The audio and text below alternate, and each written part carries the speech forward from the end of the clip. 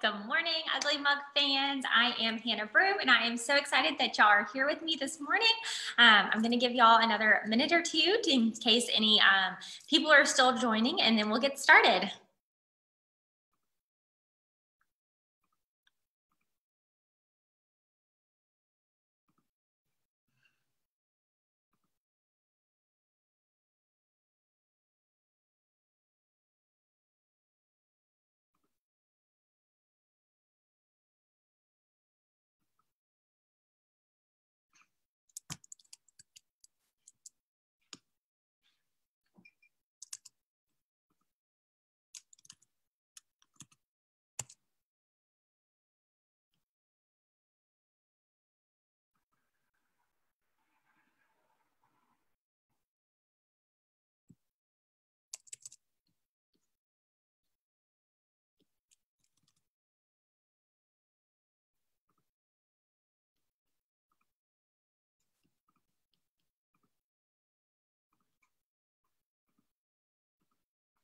All right, well, hopefully everybody that is planning on watching live is here and ready to go.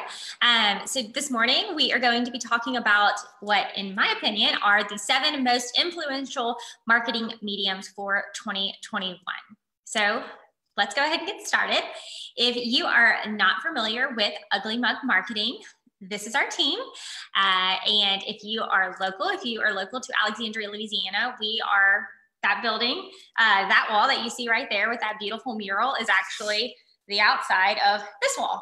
So Ugly Mug Marketing is the one that made that beautiful mural, and we would love for you to come take photos in front of it. We are very proud to have been able to kind of re-gift that to downtown Alexandria, which is where we are located. We were established in 2009, and we've built 600 plus websites. So websites are where we started. That is kind of what got us in the groove of, doing business with Alexandria, which grew us to doing business outside of Alexandria, outside of the state, even outside of the country at some points. So started with websites. We also, our owner, Wayne, who's at the far end with the coffee mug in this picture, he does a lot of online courses with Udemy.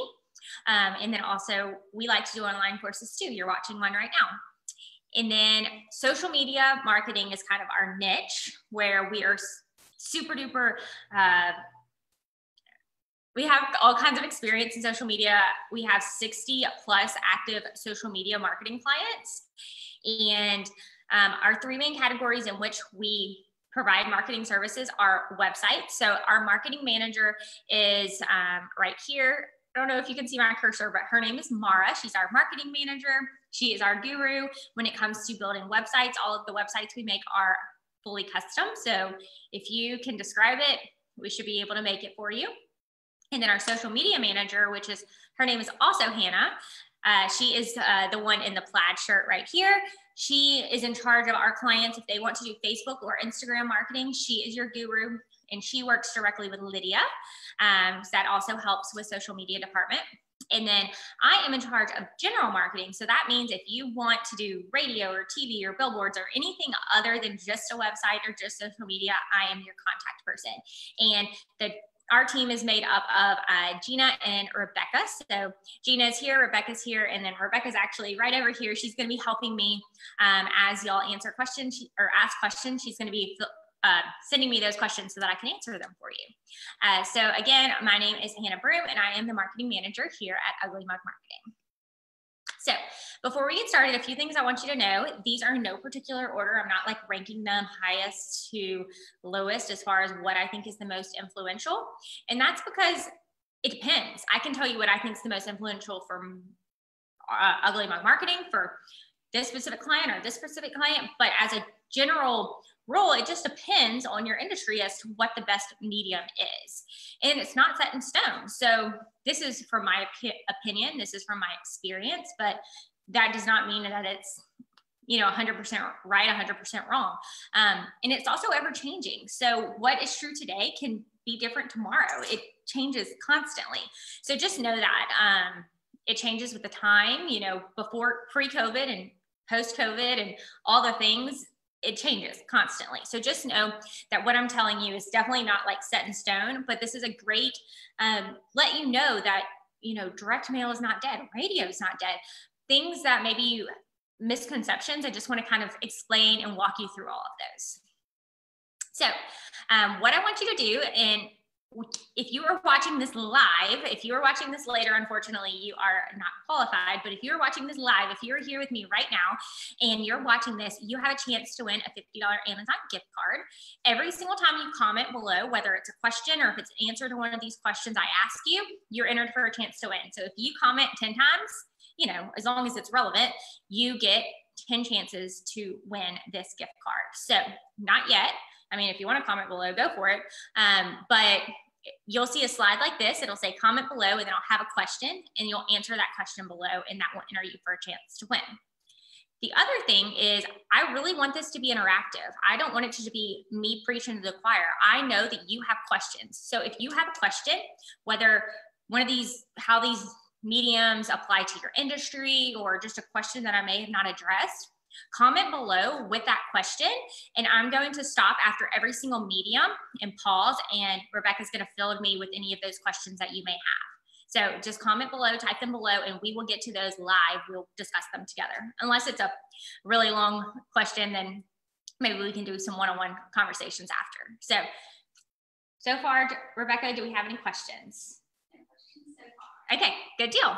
So these are the 7, in my opinion, 7 most influential marketing mediums for 2021. So we're going to go over TV, social media, billboards, email marketing newsletters, radio, retargeting, and direct mail. That's kind of our outline for today. So first, we're going to start with TV advertising.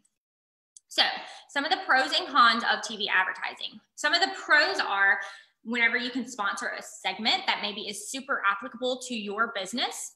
So maybe you're sponsoring the weather segment. Everybody wants to know about the weather. TV has extensive reach. You can reach a lot of people. So in comparison to maybe like Facebook, you are paying per the number of people you reach. Whereas with TV, you're paying X amount, which could be good or bad. Because if 5 people watch that show, you're paying the same amount in general as if 100 people watch it or 2,000 people watch it. Yes, of course, you're going to pay more if it's known to be a higher watched show. Obviously, Super Bowl commercials are in the $1 million, and that's because that's the most watched show on TV. But in general, you're not paying more based on how many people are actually watching. You're paying more so on what's expected. In some cases, people are unable to skip it. So, you know, commercials they have their pros and their cons too, because some people will skip commercials, but there's also situations in which people can't skip them and they have to watch them. So if you're watching live TV, if you're watching a football game, if you're in the doctor's office and it's just on, you're not able to, you know, fast forward through. It's also an easy way to communicate a message, especially because you have both the visual and the audio, which is not always the case with some other different types of media. It's great for local news and sports. So if you were sponsoring one of those things that people can't get elsewhere, if they are wanting that super local information that you're going to watch your local news for. And it's also great for geo-targeting in a sense. So if I'm having an event in Alexandria, it is super helpful for me to run a TV ad on an Alexandria station. It wouldn't be helpful for me to run that somewhere else. But if your product can be purchased anywhere in the United States, then TV's probably, you know, TV in one market probably isn't the correct thing for you.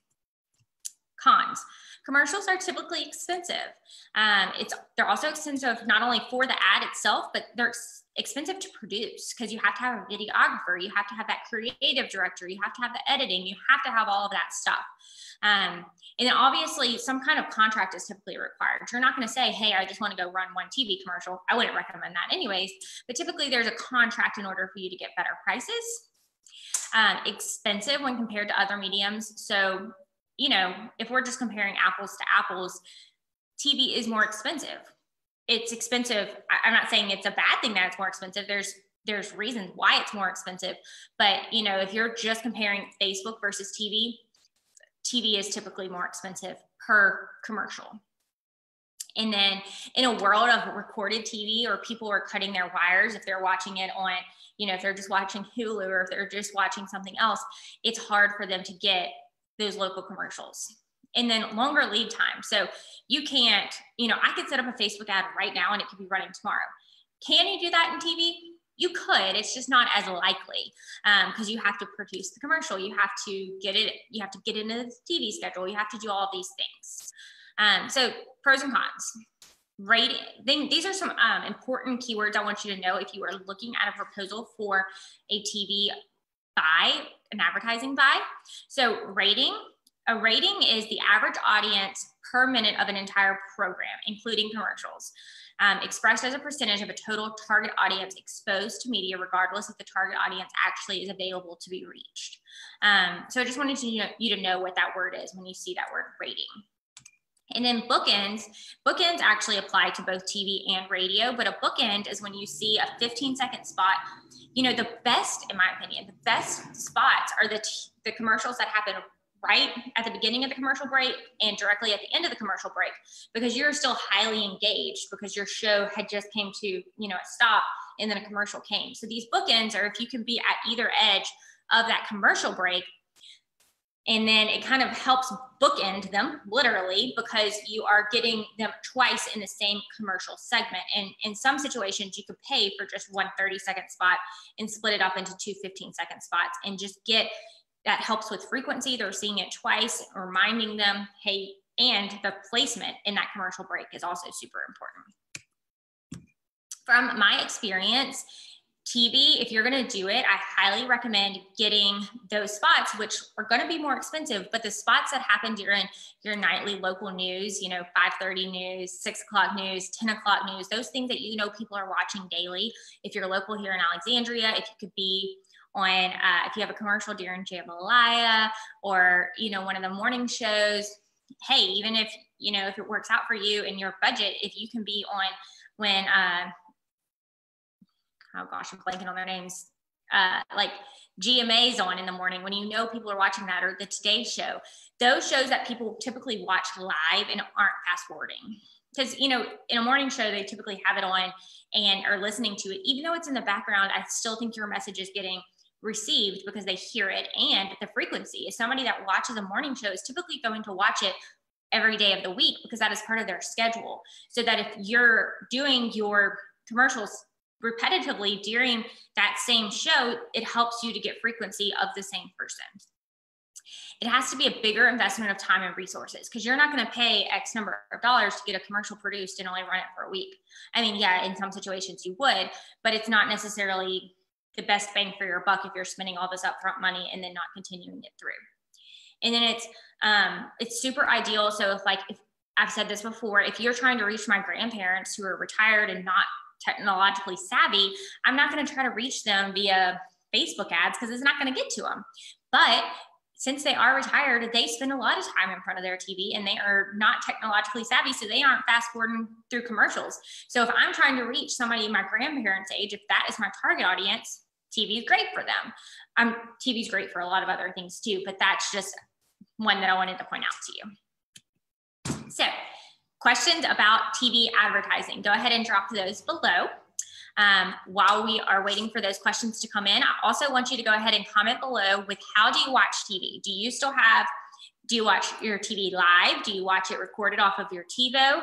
Do you have a streaming service, Hulu, Netflix? My new favorite is Discovery Plus. I don't know if y'all have caved in and got Discovery Plus. So how do you watch your TV? Let me know below. Rebecca, do we have any questions? Not yet. No questions on TV. Okay, that's okay. I'm gonna give y'all a second or two more to answer these questions below, and then we'll get started on the next medium here in just a second.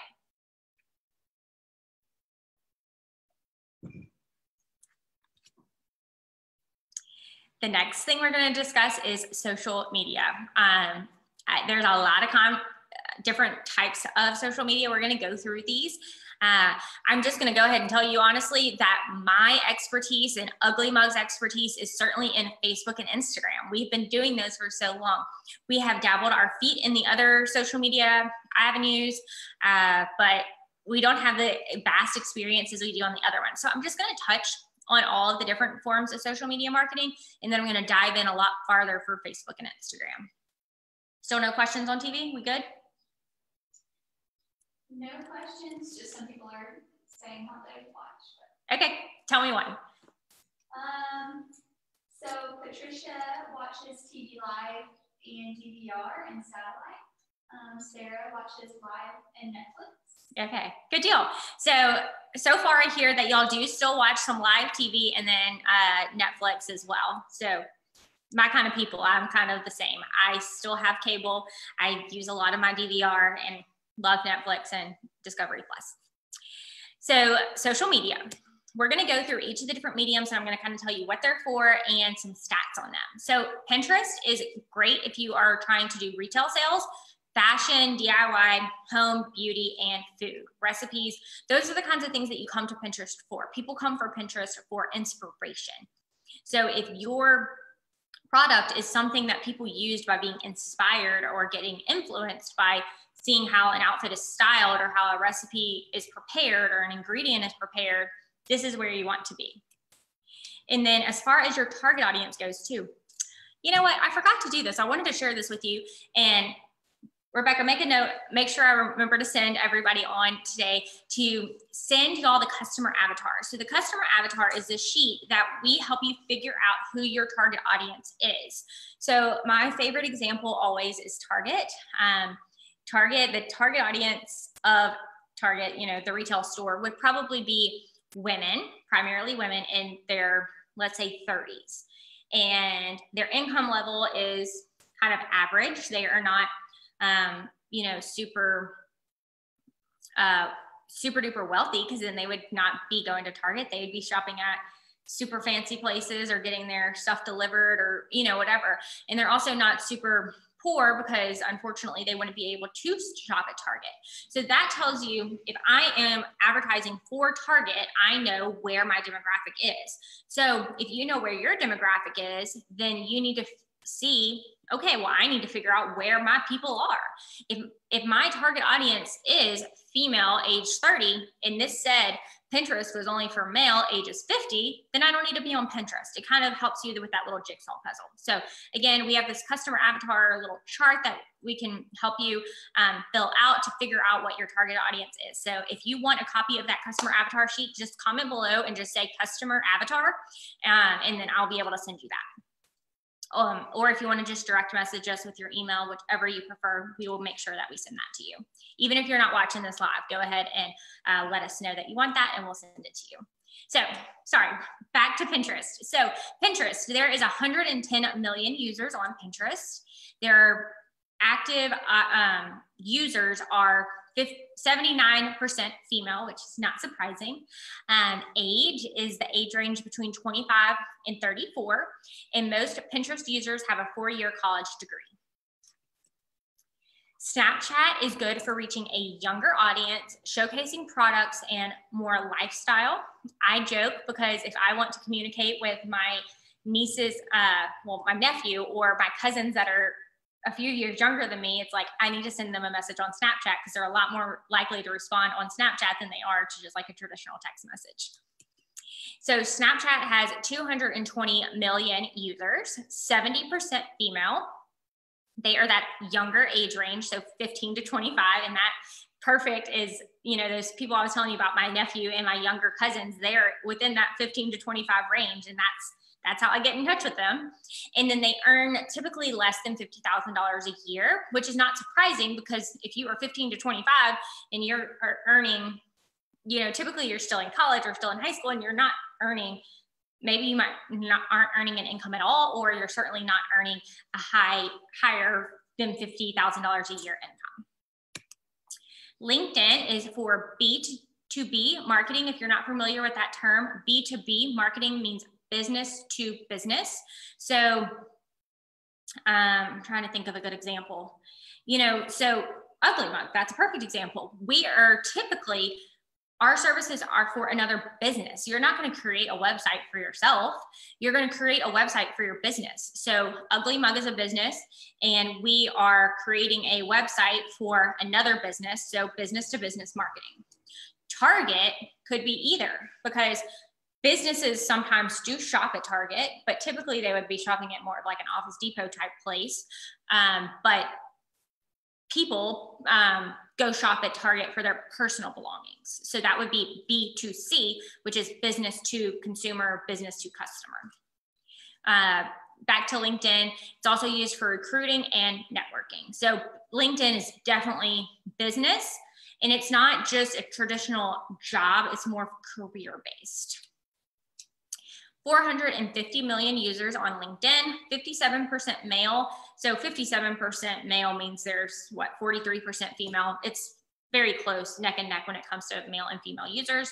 The average age is 30 to 49, which I think is it makes sense. Like if you look at these stats, it makes sense because LinkedIn is for careers when typically, not always, typically when are people trying to get into their career and make their career and find a job and all those different things is in that age, 30 to 49. You know, after 49, you typically have a career, a job that you really like and you're studying. Below 30, maybe you're still in college or you're still trying to find your job. So 30 to 49 makes sense as to why that is the most popular age range that uses it. And then college grad, again, because you are looking for a career, so you are finished with college and looking for your career. This is not meant to exclude anybody. Obviously, all the stats is just what typically happens, what are the statistics. Obviously, there are outliers in every single situation. Twitter is good for thought leadership, trending topics, news, culture, and events. The stats on Twitter are 313 million users. They are 66% female. They are a younger demographic, 18 to 29, and their income is 50,000 or more. TikTok. I feel so old when it comes to TikTok because it confuses me to death. But TikTok is the most new and exciting thing, I think, especially during quarantine. It just spiked and went through the roof. TikTok is for creating short videos. It's good for singing and dancing, comedy, lip singing. I've also seen it a lot for like before and afters. So the stats on that is 689 million users, 60% female, ages 10 through 29, and still in school. So that makes sense. It is for a younger target audience. So far, of all of the things that I've showed you so far, TikTok has the most active users, 689 million. The only one that I'm going to show you that has more is Facebook. Facebook has 1.1 billion users. So Facebook, this is our Ugly Mug Marketing Facebook page. Apparently, we love to jump and we love to wear these shirts because I have my shirt on again today. A large variety of businesses and industries. So Facebook, it's used for all different kinds of things. I'm not going to even try to narrow it down for you. And then Facebook is used for business to consumer, or that B2C marketing. 1.1 billion users, 58% female, ages 25 to 34, and the income is typically higher, 75,000 or more. Again, that is just what is the most popular target demographic that uses Facebook, but certainly there are people that make more, there's people that make less that utilize Facebook. Fun fact, it's not on here, but what we see time and time again, I got to pick on like my mom, that people that are in that age range, so if they are, she's going to kill me if I say her age, but let's say, you know, 50s or 60s, those are the people that are the most likely to engage on Facebook. So an engagement means like, comment, or share. That is just, I mean, y'all know, maybe it's your own mom or your grandma or somebody that is typically, they're on Facebook and they are just clicking, like, love this. You know, they're just very engaged. So I see that whenever I run status reports for my clients, that engagement is very high in that 50 to 60 female age range. So Instagram is demonstrating brand culture, engaging young audience, showcasing products. It's great for the travel industry. I have an upcoming trip to Glacier National Park, which I'm super excited about.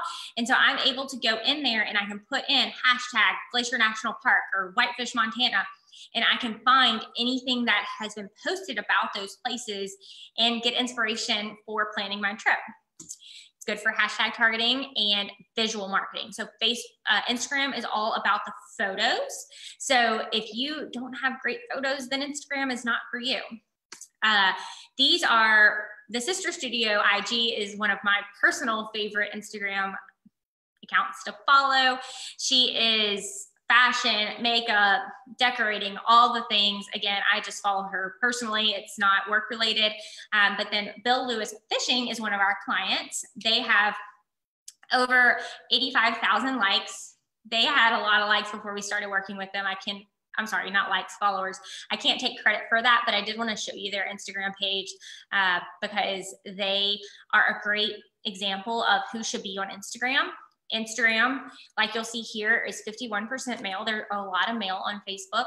Typically, a fisher is male. There's tons of females that fish. One of my best friend's moms loves fishing. But typically, it's a male that is looking for a fishing lure. It is great because you can show the product, show the behind the scenes, show on videos of people actually catching fish. Instagram is the perfect medium for them. Instagram has 300 million users, 51% male, age is a little bit younger, 18 through 29, and 4-year college degree. So if you're comparing Facebook to Instagram, typically Facebook is a little bit older and Instagram is a little bit younger, just when compared to one another, as far as the people using it. So like I said at the beginning, Instagram and Facebook is our meat and potatoes here at Ugly Mug. So that's what I'm going to kind of go dive a little bit deeper into you with. Some pros of Facebook and Instagram. So I want you to know that Facebook owns Instagram, so that when we set up ads on Facebook, they run on Instagram as well. It's all within the same thing. It's a platform called Ads Manager. So they are intercombined. On the back end, we can say, hey, run this ad in accordance with this Instagram page. You can also run Instagram ads without having an Instagram page. Facebook is the most popular social network. Like I showed you earlier, they are in the billions where everybody else is in the millions. Easy to track stats. I'm going to show you here in a little bit how easy it is to see exactly how your ads are working. It's great for back and forth. So for example, y'all are commenting below telling me you're watching this. It's great to be able to have that interaction. You can't have that interaction on radio or TV. I can't go comment back on a radio ad or a TV ad, but we can do that here on Facebook or Instagram, have that two-way interaction. Short lead times. So whenever you submit an ad to Facebook, I'm talking about the ad side, Facebook has to approve it. So it could take about 24 hours for that ad to run, which is a very much shorter lead time than some other things. But if you're just posting it on Facebook, I mean, you can whip up a post and get it out there in 5 minutes if you wanted to, whereas you could never do that when it comes to radio or TV or billboards or those other kinds of mediums, and certainly not direct mail, because heck, you got to design it, print it, put it in the mail, all the things. Much longer lead time when it comes to direct mail. Flexibility on content, so you can do videos or just a small photo. You can do a graphic, bunch of different things you can do. Lesser expensive cost per unit or cost per result. Very specific objectives. I'll explain that in a little bit. And very specific audience based on who you're trying to reach. So if you know, I am helping with a company or a mission called Genesis of Eve, which is a Catholic women's conference that is occurring here in Alexandria. And so that is super specific. I know I'm reaching religion, Catholic, gender, female, location, Alexandria, or willing to travel to Alexandria, age. The conference is open to 18 and older. So I know specifically who I want to reach. So would it be helpful for me to run ads if I don't know exactly that I'm going to be reaching the correct people? Would it be helpful for me to run that ad on TV on a show that's primarily watched by men? Probably not. Cons of Facebook or Instagram is it's best suited for mobile devices. So an ad or a lead gen form or all those kinds of things, it's more user-friendly on your cell phone. It can be complicated to navigate Ads Manager. So I'm in Ads Manager every single day, but there are certainly people that are not familiar with Ads Manager and it can be very foreign to them. It requires approval and specific restrictions. So Facebook is ever changing. It changes constantly. So one of my coworkers, either Hannah or Lydia, sent out an email earlier this week. Business pages on Facebook are no longer going to have likes. They're just going to have followers. So it changes constantly. Another thing that happened maybe 6 months ago, maybe a year ago, I don't remember at this point, but any ads that are being run for housing, employment, financial, or politics have to have a specific,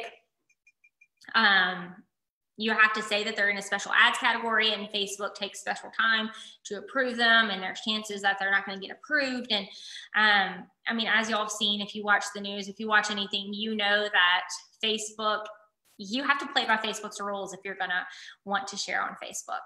So we love it, but there's also, you know, some things that are a little bit frustrating that we can't move the way we would like to be able to move.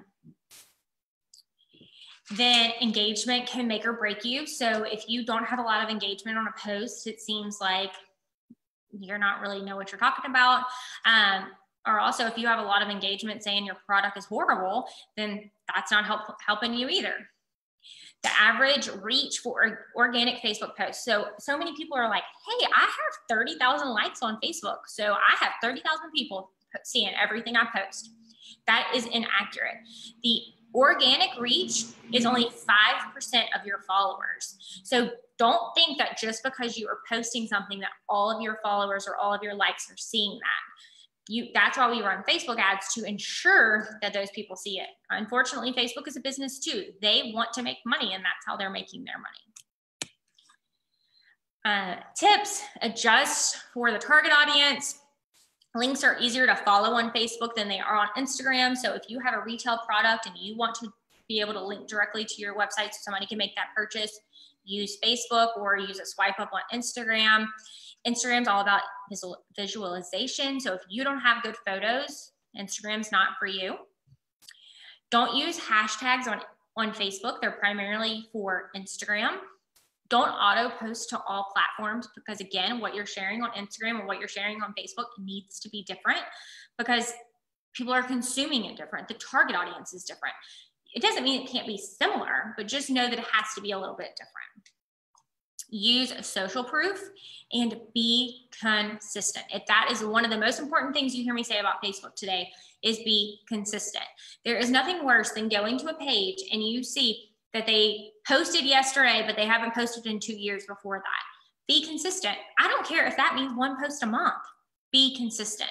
Don't post 5 times and then don't post for 20 days and then post 4 times on a single day and leave it for 5 weeks.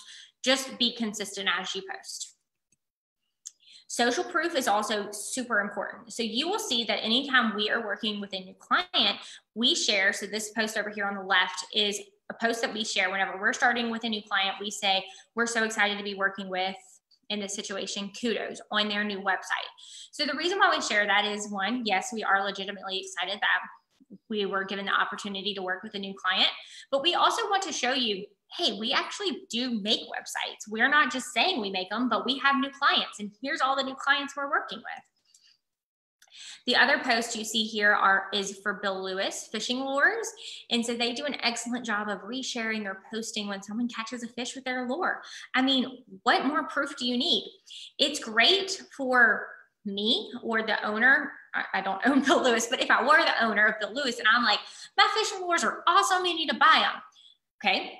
Are you going to believe this person, or are you going to believe this person over here that is a random person that purchased a Bill Lewis fishing lure and caught a big fish and showed you a picture of their fish? You're going to believe this person because this person has the proof. The proof is in the pudding, and it's also coming from an unbiased source. So whenever you share something that a different third-party person shared, it's social proof and it gives you that credibility. So the way that you can specifically reach a target audience on Facebook through ads is, again, it's that like funnel. So we can get it as little and as specific as we want. So these are some screenshots from within Ads Manager. So I can actually go in and target people based on demographics, education, finance, parents, political, relationship, work. So if I were running an ad for a specific political party, I would want to run it for the political party that I'm a part of, assuming that people of the same party would vote for that individual. So one of my clients is for a child development program that is for kids age 0 to 6 years old. And so I use this little thing right here. I can go in and say, run this ad to parents that have a child from newborn 0 to 12, parents with ages 3 to 5. I can select all those different things. How Facebook knows that, I have no idea, but they do. So we use it to our advantage. You can also choose to run ads on a certain time of day. So if you are running an ad for a pizza restaurant, you don't want to run that ad at 2 a.m. or 11 p.m. because your restaurant's not open. You want to run it when people are making that decision as to where they want to go to lunch. So from 10 to 1, and then again as to where they want to go for dinner, 3 to 6, or whatever that might look like for your business. For this specific screenshot, you can see that we have it to run a little bit later on a Friday and a Saturday because their hours are later on a Friday and Saturday. That is one of the things we just love about Facebook, is because you can get super duper specific. So yes, you have some options as far as being super specific with other mediums, but by far, Facebook is the best at going super duper specific. So you're not wasting your money. So there's going to be bleed over when you're doing a billboard, because anybody that drives down that road is going to see it, but there's a lot less bleed over when it comes to Facebook ads. Again, here, if we are running it for a pizza audience, we want to make sure people who like pizza see this ad. Pretty easy. Some keywords that I want you to know about Facebook advertising. Impressions means the number of the times your ad was viewed. CPM is cost per 1,000 impressions. Reach is the number of people who saw your ads at least once. Frequency is the number of times each person saw your ad. So reach, frequency, impressions. So I'm one person, Rebecca's one person. So if Rebecca sees an ad 3 times and I see an ad twice, total impressions is 5 because that ad was seen 5 times total. But reach is only 2 because she's one person and I'm one person. So it was only reached by 2 people, but she saw it 3 times and I saw it 2 times. So her frequency would be 3 because she saw it 3 times. My frequency would be 2. And typically you get that as an average. So the answer would be 2.5. Engagement is anytime someone likes, comments, shares, plays your video, clicks through to your link on your website. They're engaging, they are touching your ad in some way, shape, or form. Link click means that they clicked your ad and went through to your website, which is great for retail clients. And then Facebook Pixel is this little bitty cookie that we can put on the back of your website so that we can retarget you with ads. And I'll explain that later. So this is an example of how results are shown in the back of Ads Manager. So over here is the campaign name, which we have blurred out for privacy. Reach is the number of times each of these ads were seen, by how many people they were seen. So this ad was seen by 2,167 people. Impressions was higher than that, 2,463. So that means some of those people saw it more than once. Cost per result was only a penny each, which is excellent, the amount we spent and when that ad ends. And then frequency, you can see on average over here, our frequency is 2.17 per person. And your goal would always be to get between 3 and 6. Anything less than 3, so like in this situation, the frequency isn't where we want it to be, we would need it to be higher. Anything less than 3 times, people are likely not to remember it. So you need to see something a minimum of 3 times for it to actually resonate with you and for you to remember it. And anything more than 6 times is when it starts to get annoying. So between 3 and 6 is your goal for frequency, which is also good to know for other marketing mediums as well. But it's a lot easier to see because it's very cut and dry here. We can see it on Facebook, what that frequency was. For Facebook, you can also do objectives. So these are the objectives when you go to set up an ad. We can say, what are you trying to accomplish with this objective? With this ad. So if your ad is trying to get sales, well, this is it's kind of a confusing thing because you don't want to just say, hey, buy myself, go to my website, hurry, get to my website. You have to teach them about your product and then ask them to buy it. So it's not direct, but brand awareness means literally you want this person to remember your brand and have awareness of your company. Reach is having as many people see it as possible. Traffic is meaning that they click through to your website. Engagement, again, is like, comment, shares. App install is if you have an app and you want them to install your app. Video views means literally that they watch your video, and then you can choose whether you are paid or charged based on what percentage of the video they watch, whether it's 25%, 50%, or 100%. Lead gen is when you want them to fill out a form and give you information. Messages is if you want them to click the little message button and actually send you a message with a private message with like a question of some sort. Conversions is something that we use quite frequently for retail customers. So we can actually, it's different than traffic. So we're not wanting the ad to just send them to your website. We're wanting the ad to send them to the website and then make a purchase on your website. Catalog sales is similar to conversions, and then store visits is actually wanting them to show up in your physical brick and mortar store. Okay, that was a lot of information about social media. Thank you for bearing with me. Questions about social media? Yeah, I have a few. Okay, wait, before you go into that, just while I'm asking these questions to Rebecca, just wanted to let you know, this is what you're gonna answer here in order to win that Amazon gift card. So you see post number 1 and post number 2.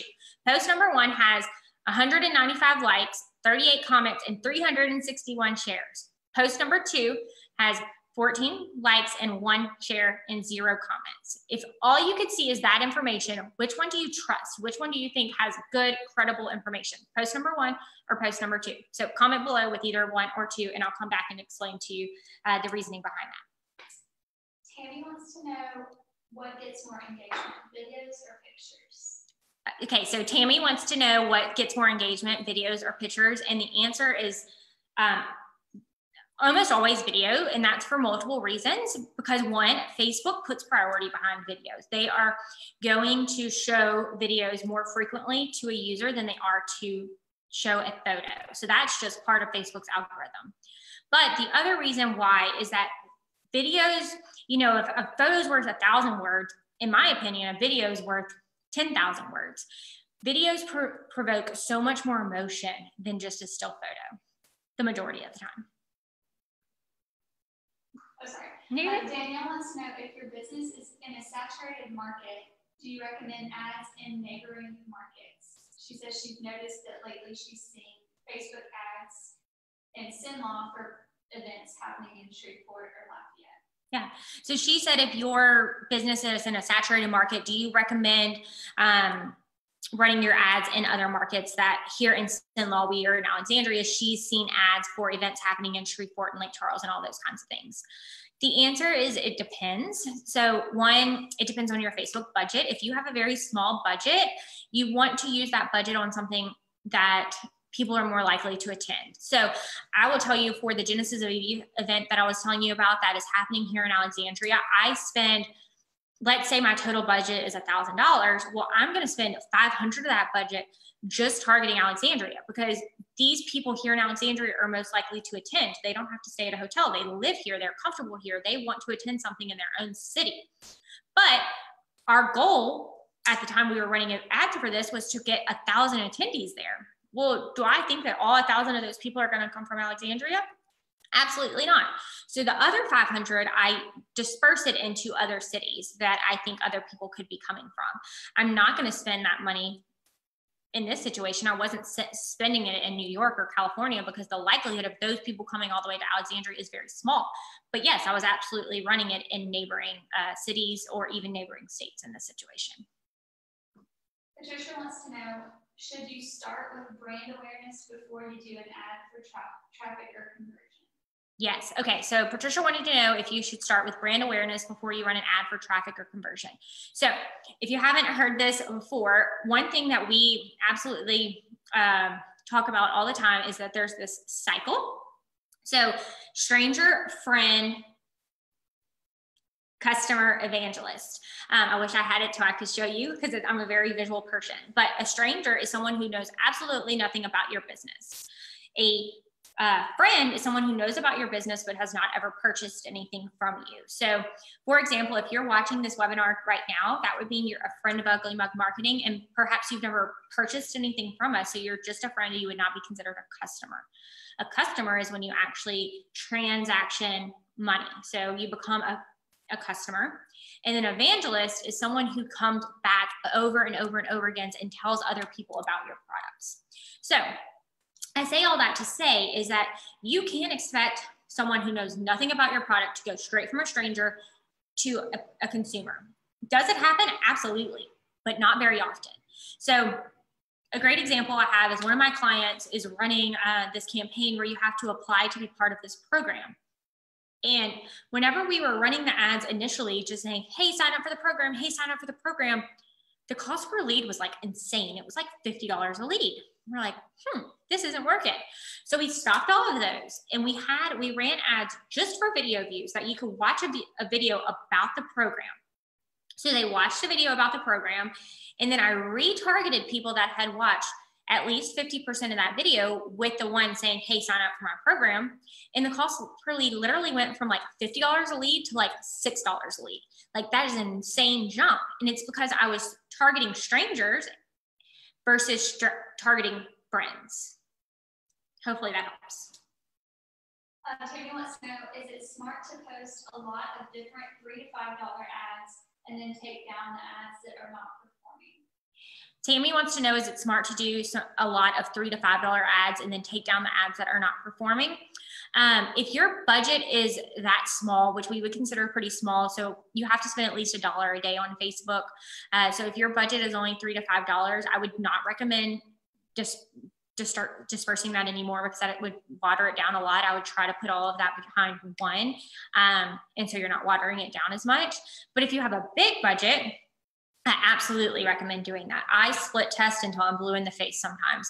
So I will run 5 different ads and see which one has the best cost per lead, and then turn this one off and turn this one on and put more money behind it and then readjust. So yes, absolutely. I recommend trying a bunch of different things, because you might have to change the audience. You might have to change the creative. You might have to change the targeting of some sort. So yes, I definitely recommend split testing if your budget allows. Tammy also asked, or she says she's a realtor, and asks what campaign objectives should she be focusing on to find buyers? Yeah, so Tammy is a realtor and wants to know what objectives she should be using to find buyers. And Tammy, that is very hard, because you are a little bit, I mean, if somebody's buying a house, that is a very, very expensive purchase versus someone that's buying a $5 fishing for. So for you, it needs to be a lot about brand awareness, creating trust. So I would probably do some brand awareness and maybe even some like engagement, and you could do some traffic to your website. For you, I would be doing in video views. If you can talk about, if you can have some previous people do some testimonial videos about you and how they worked with you and how it's successful, or if you can talk about yourself and what you offer, people need to learn to trust you, go from a stranger to a friend in order to sell a house. Okay, that was all the social media questions. Okay, back to this question. So I'm sure that the majority of you wrote post 1, and that is because it had a lot more engagement. That causes trust. So if you see a post that has very little engagement, you're like, should I trust these people? Like, do they even know what they're talking about? So that is why engagement is so important. All right, billboards. Billboard is, I'm going to try to move a little bit faster, because I know that we've gone on here a while, and I know y'all don't have all day to spend with me. So I'm just going to kind of touch on some of these items. I'm not going to go through every single one, but some of the pros of billboards is they're unavoidable. If you drive past a location every single day, you are going to see it. You can't get away from it. It's also great for frequency. So if there's a billboard on the way to your house and you see it every single day, that frequency is there. And then digital billboards are awesome because you can adjust them based on the time of the day. Some of the cons that go with billboards is they can be expensive. You also can't put as much information. I recommend that a billboard has less than 10 words on it. And then it's hard for you to, they can't click through to your website. So, and then again, you're not having that same saturation. If your event is open to everybody in Alexandria, it's great to be on a billboard. But if you have this small event that is only open to women that are ages 21 and are available on this day, then your audience is super duper small. So you're wasting that all these other people are seeing your billboard and aren't even eligible to attend your event. So don't clutter a billboard. This billboard is terrible. There's way too much on it. You have just a split second while someone's driving past to see your information. And if you have all this stuff, they can't read all that. So keep it a lot more clean and sleek. So this one is a great billboard. This billboard tells me a lot with only having 2 words, variety and Subway, a logo. But I can look at this visually and see that you're right. Subway does have a lot of variety. I can get meatballs, I can get chicken salad, I can get roast beef, I can get turkey. I can get all of that visually and understand that versus all the stuff that's on this one. Product images are important as well. So in my opinion, you might disagree with me, but the picture of this burger looks disgusting. It looks greasy and sloppily made and not clean. Like, the impression I get from this billboard is that this place is not clean and just not going to be yummy. But if I see this billboard, like, that product image just looks so much more like, it looks hot, it looks juicy. I believe this billboard because the imagery matches. So make sure you use good images. Okay, questions about billboards? Tori asks, would you recommend billboards in the home service industry? Okay, Tori wants to know if we would recommend billboards in the home service industry. So I'm assuming she means something like if you sell like air conditions or something to that effect. I'm gonna assume that that's what it is. So if you're an AC repair person, yeah, absolutely. Because if you're an AC repair person, people don't know they need you until they need you, and they need you immediately. So brand awareness is great for you because I can see, hey, that Tori owns an AC company and I see that billboard every day. And then, 2 months later, my AC goes out and I'm like, I'm going to go ahead and call Tori because I remember seeing her billboard. Anything else? That's all I have right Okay. now. If we missed your question, Rebecca's telling me there's a lot of comments. So if we missed your question, don't worry. I will privately message you after this and help answer your question. Go ahead and respond below if you have seen a compelling billboard lately. If you haven't, just comment below and say, no, I haven't. If you have, comment below and tell me what it was. I'm super curious to see what it was for. And the fact that you remember it means that it was very compelling. Next thing we're going to talk about is email marketing, but I'm going to give you all a second to comment below with the answer to that question first.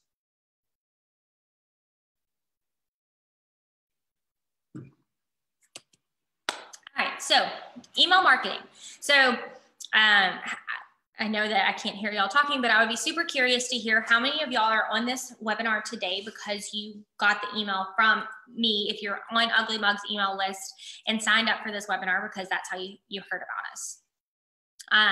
So typically emails are free. So yes, you might have to pay for your email service, but you can send out those emails typically free. You own the audience. So Facebook, I have to pay every single time I want to run ads. Whereas an email, I can send to that audience as many times as I want. And I have direct access to it. I can see my users. Whereas on Facebook, I can't always see who's seeing my ads. Customizable, sends people directly to your website. Great for a retail business because it's easy for them to go back and reference it. Like, hey, I saw that picture. I want that. I need to go back and reference it later. Cons is if you're sending to 1,000 people, only 20% of those people are going to actually open it. It requires consistency, but also don't send it too much. If you're sending something to people every day, they're going to unsubscribe. But it also requires consistency because if you only send something to everybody, every 6 months, then they're not going to even remember who you are. Yeah, and then you have to grow your audience. So one of our clients when they started with us, they only had about 3,000 users, 3,000 subscribers. And we have been working diligently every single month to grow their list, because 3,000 in their situation, 3,000 wasn't enough. We needed to grow that so that their list could be helpful for them. So I love MailChimp. I am in MailChimp for my clients almost every single day. So I'm going to speak on behalf of MailChimp, which is a newsletter service that you can use. They have very affordable product pricing plans, so that if you want to set up something, I highly recommend going through MailChimp. It is super user-friendly. Again, I'm biased because I'm in there every day, but I have clients that have different things for newsletters, and I still believe that MailChimp is the easiest to use. You can also easily add in new subscribers, copy and paste them from your list. If you have the ability, if they have agreed to be on your email list, it's super easy to add them in. You can do segments. So I can say, hey, the people that are tagged XYZ, so maybe they're tagged saying they love a certain product, but did not open the last email I sent, send it to them.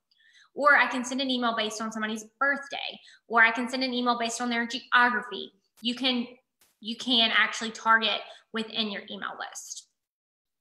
And then it's actually free of charge if you're using their basic plan on MailChimp. Again, it has some limitations, but if you want to just kind of get your toes dipped into the water, their basic plan would work for you. And then it has access to very specific analytics. So again, if you are a retail client, this is a screenshot. This is not one of my clients, but I do have clients that use this feature, and it's so helpful. So you can connect MailChimp to your Shopify account or Woohoo or e-commerce site of whatever it is. And I can literally tell that I sent out this email and then $450 of revenue was made. And then I can tell, in addition to that 15 orders were made and what those people purchased. So it's super helpful to tell what emails work and what emails don't work, so that you know what to do and what not to do for the next time. And then journeys are also super cool. So a journey is like a little workflow. So I can say, hey, when someone joins my email list, automatically send them this 10% off coupon. And then that coupon is valid for a week. So remind them a week from now that their coupon's about to expire. And then on their birthday, send them an email saying, hey, it's your birthday, you get a free cupcake. And then 6 months after, hey, you've been here for 6 months and we're so happy that you're here. You can just make things that work for you. And then did you know that if you were sending out mass emails just from your work email and just BCCing everybody, or even worse, just sending it to everybody, that is technically illegal. So you need to send emails with an unsubscribe button. So here is a screenshot of one of our clients, Little Cakes with Big Attitude. This is an email that we created for them within MailChimp. And you can see at the bottom, it automatically puts in that unsubscribe button for you. So MailChimp takes care of that. I'm just letting you know, if you were sending them directly from your list, just your regular work email, that is technically illegal. All right, questions about email marketing? Go ahead and write them below. And then while you're at it, I'm super curious to see how often you check your personal email. So for me, I check my personal email every day, probably multiple times a day, but I'm curious to see how many times you check yours, because if you are a consumer and we're sending you emails as a business recommending that you buy X, Y, or Z, and you only check it once a week, then you're probably not the person that email marketing is targeted for. Do we have any questions on emails? Not yet. Okay, no worries. So people are saying they check their email every day. Yeah. So she said that people are saying they check their email every day. I'm that way too. How often do you check yours, Rebecca?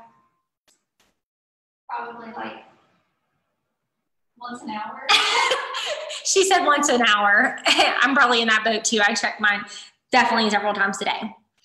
Okay, next up is retargeting ads. So if you are unfamiliar with a retargeting ad is when you go to Amazon and you were looking at a pair of shoes, but you don't buy that pair of shoes. And then you show up on a blog, and then on the sidebar it's showing you an ad for that Amazon shoe. That is a retargeting ad. You have been retargeted. So you are on a website, you're looking at a product, you go to a different website, shows you that product, and then you have been successfully retargeted if somebody clicks on that ad and goes back to Amazon and purchases that pair of shoe because they saw that ad.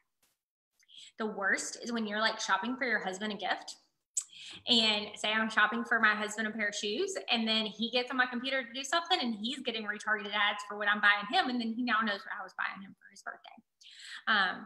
Have y'all ever had that experience? It's quite fun. The other thing that's funny is like, I'll use this example. One of my clients said, so we do ads that through Facebook, you can retarget. A fun fact, for Facebook, we can run ads on Facebook's audience network. So audience network, I don't think that's what it's called. It's called something different, but so your ads are on Facebook, your ads are on Instagram, and then they're also on this other network. So one of our clients, they're obviously on their own business page a lot because that's their company and they're looking at the products or whatever they were doing on their website. And then I had an ad set up to retarget people that had been on the website. Well, this lady was in her Bible app that morning studying, having her quiet time with Jesus. And then all of a sudden an ad popped up for the company that she works for because she was being retargeted because she was on that company's page earlier.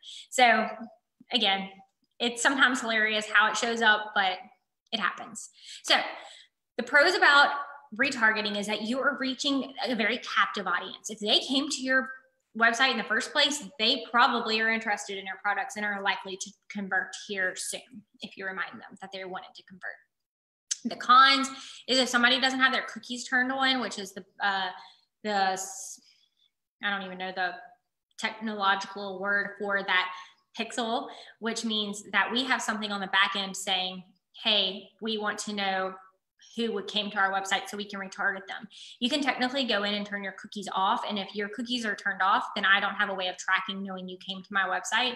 And so I cannot retarget you with ads. But cookies have their good things too. So I'm not necessarily saying go in and turn your cookies off. I'm just letting you know what that means. Some people find it annoying or creepy. And it's a long time to set up on the front end. So the good news is that once you set up your retargeting ads, you can pretty much just leave them running. But it's a lot of work to set up on the front end because you have to direct them exactly where you want them to go. So this is a perfect example. I was scrolling through Facebook earlier that day. I had been on custom ink for a client of mine. And then that evening I was on Facebook and an ad showed up for custom ink because I was on that website earlier today. So that's another fun fact. So my physical computer knows that my cell phone is mine.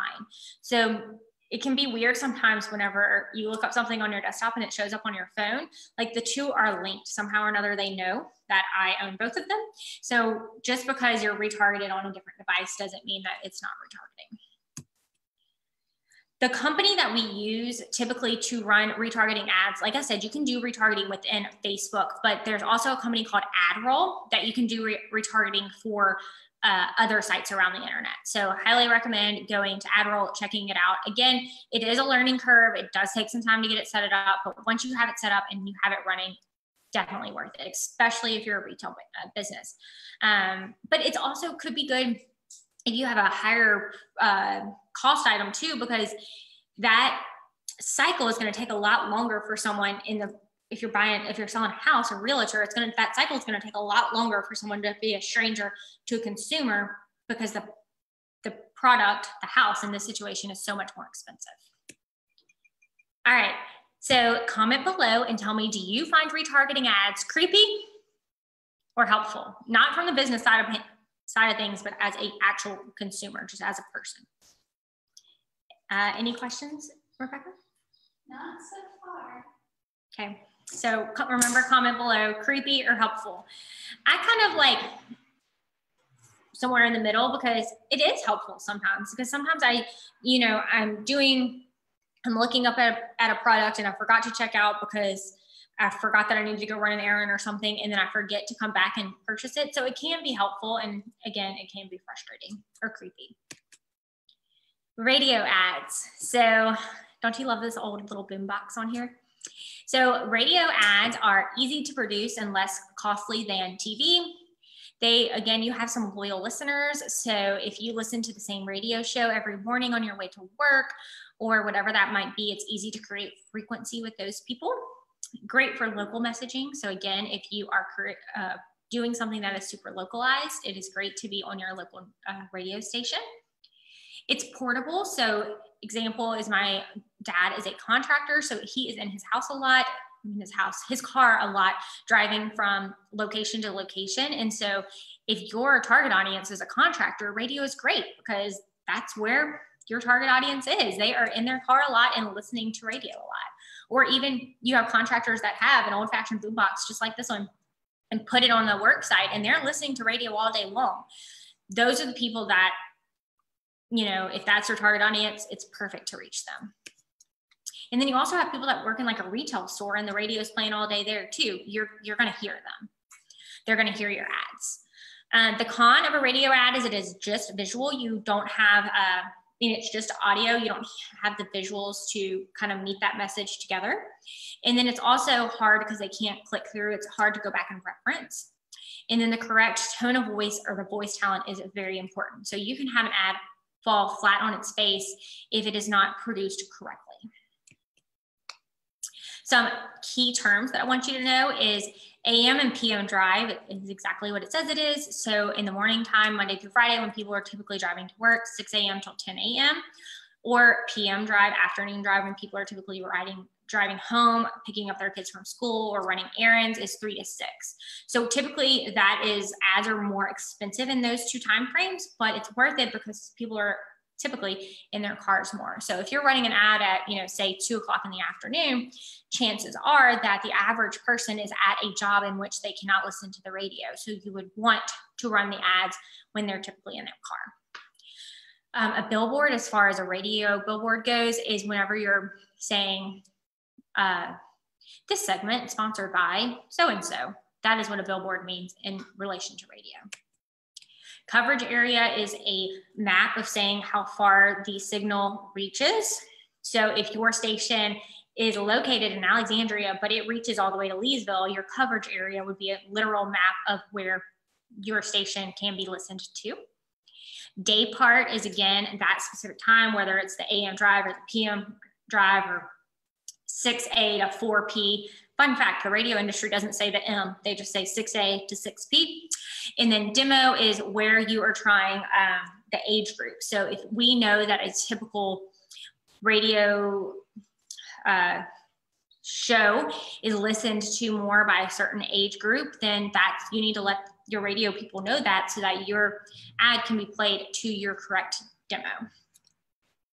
So this is a tool I highly recommend. It looks ancient and it does the job though. So radio-locator.com, you can go in and you can put in, for example, like your zip code or the zip code of where you're trying to reach. And it will give you a list, just like this one, of the applicable radio stations in that area. So in this situation, I put in our zip code 71303 for Alexandria, Louisiana. I got this list. The list was actually longer. It just didn't all fit on this page, but you can see. So I'm going to kind of go through each of these little, what they mean. And I'm going to show you for KQID because the next slide is about KQID. So this yellow dot right here, if I click it, it will go to what's on this slide right here. So I'll explain that here in a second. KQID, so a call sign or the call letters are the 4 letters, or sometimes they have a number in it, of what the station is. All TV and radio stations have one. So KQID in this situation, 93.1 FM is the frequency. It's how you get to it if you're actually in your car and you're trying to get there. The distance in the signal, so KQID has a 29-mile, I believe that's a radius of where their wavelengths go, how many people can listen to it. So typically a spot would be more expensive on a station that has farther reach. It is located in Alexandria and the format is top 40. So that is the type of music that is played on that station. Okay, so again, if I were to click on this yellow eye, you would go over to this page, which has a lot of good information. So over here, it has KQID 93.1 FM is located in Alexandria, what it's called. So it's called Q93, Today's Best Music. You have a link to their website, who owns it, the station address, their phone number, all that kind of good stuff. And over here, the format, it's a top 40 station. And then I don't have it on here, but if you click down here, there's a button that says coverage map. And this is how you can see the coverage map. So the actual, I don't know what it's called, the radio tower is located right here in the middle where this is. And then it reaches all of this area. So you have really good coverage right here in this red circle. And then you still have coverage here, but it's just not as dense and are not as sharp of a signal. And then here it's kind of make or break as to whether you would not be able to reach it. So this just helps to know where your target audience is geographically so that you can match it to your coverage map. So comment below and let me know how often you listen to radio. Or you can even tell me what kind of radio you listen to. Do you actually listen to the regular radio? Do you listen to Spotify, Pandora? How do you get your music? Any questions on radio, Rebecca? Not so far.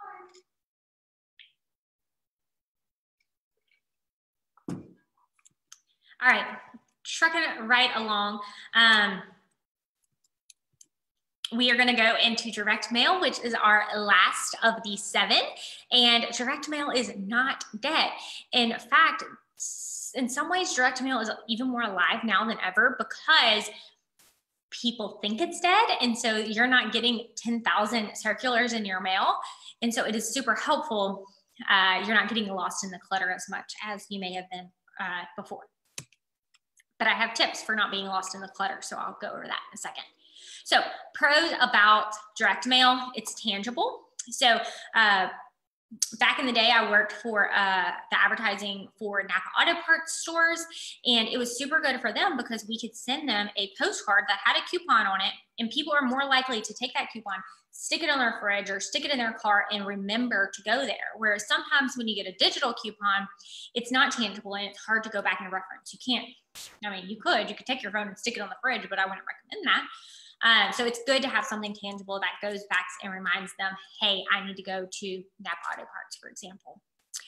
And then again, it's great for location specific businesses. So for whenever I worked with Napa, it was often like you knew that the people that are likely to come to your store are within a 3 to 5 mile radius around your store. So that's who we need to target. Cons. Out of all of these, I would say direct mail is the most expensive. And that is because you have to pay to design it. And then you got to pay to print it. And then you got to pay for the postage and all of the things. So even though I love direct mail, it might not be the best for you based on your budget. Frequency is also harder to accomplish. So you heard me say earlier when we were talking about Facebook, it is super important that you reach people between 3 and 6 times. Well, if it's already expensive to do it once, it's going to be really expensive to do it 3 times. So there's different ways to increase frequency. So you could increase your frequency by sending them something in the mail and targeting them on Facebook and targeting them on TV.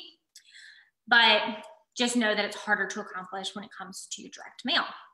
Something else I should have mentioned, it is great whenever you know exactly who your target audience is. And I'll explain that why in a second.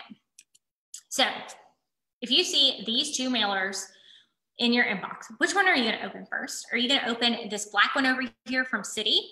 Or are you going to open the one on the right that has your name perfectly written all beautifully?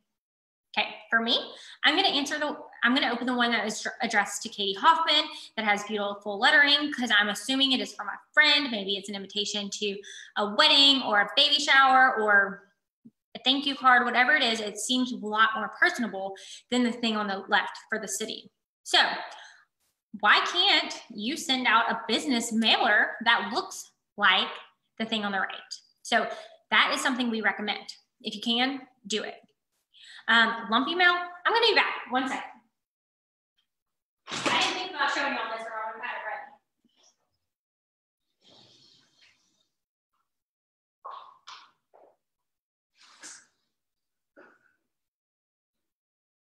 Okay, so lumpy mail is a few different things. So one, if you get a mailer, if you were to get that Citi mailer and you feel like it's super lumpy and you feel like, hey, there might be something in there, you're going to want to open it, correct?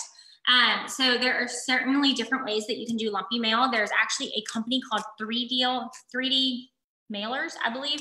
Type that in, Google it, you'll get there. So there's all these different kinds of ways that you can send a mailer. So I want to show you this one right here, this message in a bottle. We actually did that for a client. And did you know that you can literally mail it just like this? So this was mailed to our office. I don't know if you can see that. See, that is Wayne's name. That is our address here at Ugly Mug Marketing with the return address and postage. So yeah, it was definitely more expensive to mail. The postage was $3.50. But how fun is that? So they got this in the mail. You're going to open this if you get this in the mail. You're not going to, oh gosh, you're not going to throw it away because it looks important. It's, you know, if you get this and that city thing in the mail, you're going to open this first. So for this one, it's fun because you were able to twist it. And then we did a fun little timeline on the inside. So just know it's more expensive, but if you want to make sure somebody's going to open it, do something like this. And then this is very expensive because the postage itself was $3.50, but this is another idea. So you can do a newspaper mailing. You can create a fake newspaper, put a handwritten sticky note on it, and put it in an envelope. Again, if you can hand address it, do it, because people are more likely to open something that is hand addressed because they feel like it's more personable. And then packaging is also important. So maybe you don't want to spend all this money on, you know, a fancy mailer like this, but if you can put it in a bright pink envelope, it gets people's attention and they're going to be more likely to open it. So what if you don't know how to get a hold of your people and you need to purchase those addresses? So dataaxle.com, it was previously called InfoUSA, if you're familiar with that. You can go to their website, dataaxleusa.com, and then you can buy either a business list or a consumer list based on specific criteria. So all these different things, geography, basic demographics, housing, financial, so on and so forth. So if you are a pizza restaurant and you want to send a coupon to your pizza restaurant to people in a 3 to 5 mile radius around your store, you could easily go in, put in your address and choose 3 to 5 mile radius. Or say that you want to reach a certain age range or some specific financial demographic, you can choose all the things, religion, political views. It knows way too much about you, but it's in here. If you are a travel agent and you want to find someone that is interested in travel, you can purchase a list and you are able to purchase that list literally and they send it to you in an Excel sheet and you can utilize it for your mailings. So that is kind of wrapping things up. So I am super curious if you are still here with us. Was this the first time that you attended one of our Ugly Mug Marketing webinars, or are you a person that comes back and watches these over and over again? I would love to know. And any questions, whether it is on direct mail or just some general questions, we are about to wrap it up, so y'all can have the floor for questions. Tori wants to know, what direct mail service do you recommend? Okay, Tori wants to know what direct mail service I recommend, and it really depends on what kind of direct mail you're doing. So for this one, we used what I called that 3D mailer. That is literally, if you Google 3D mailing, their website comes up. You can purchase it directly from them. You can also purchase direct mailers from locally. If you're here in Alexandria, I know Fine Print will mail stuff for you. If you want to do it online, Overnight Prints does postcards where you can order them, print them, and they will you know, put the postage and address on it and ship it out for you as well. So again, 3D mailers, I believe is what it's called. Fine Print is local here in Alexandria, and Overnight Prints is online.